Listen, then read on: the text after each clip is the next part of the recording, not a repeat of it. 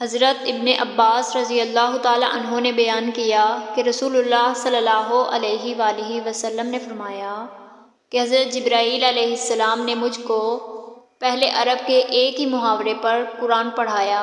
میں نے ان سے کہا اس میں بہت سختی ہوگی۔ میں بار بار ان سے کہتا رہا کہ اور محاوروں میں بھی پڑھنے کی اجازت دو، یہاں تک کہ 7 محاوروں کی اجازت ملی۔ صحیح بخاری حدیث نمبر 4991۔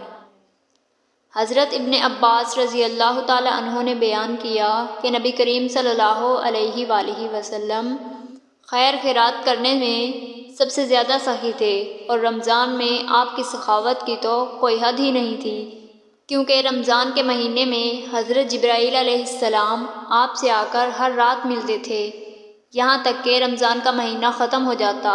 وہ ان راتوں میں نبی کریم صلی اللہ علیہ وآلہ وسلم کے ساتھ قرآن مجید کا دورہ کیا کرتے تھے۔ جب حضرت جبرائیل علیہ السلام آپ سے ملتے تو اس زمانے میں نبی کریم صلی اللہ علیہ وآلہ وسلم تیز ہوا سے بھی بڑھ کر سخی ہو جاتے تھے۔ صحیح بخاری حدیث نمبر 4997۔